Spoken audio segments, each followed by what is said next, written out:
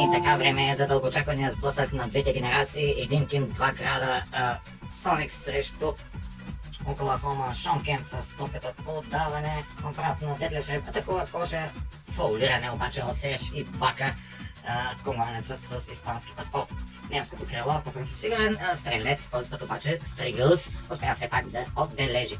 Първи кош, втори кош и Ман.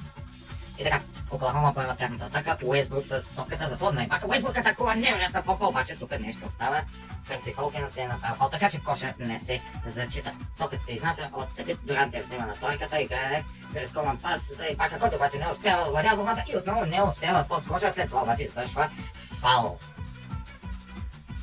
Ще бъде напрегнат матч, двамата коментари мълчат. Ето Кърси Холкин, снегатия стрелец, Шон Кемп.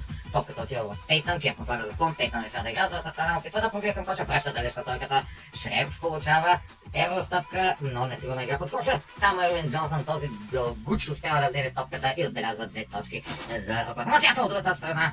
О, какъв чадър, Кърси Холкин с изненада. Експлозивния Уестбрук. Топката ще бъде вкарана в игра от Табит. Сефалуша с топката на тройката. Табит атакува коша и поднася, след като е фаулира. Втори фал на Ервин Джонсън, центъра на Сиатъл, който ще поеме към резервната скамейка. Табит не е особено добър стрелец. Ето земетресение от страна на домакините, които се опитват да предотвратят тези кош и успя в крайна сметка. Борбата е за Кемп.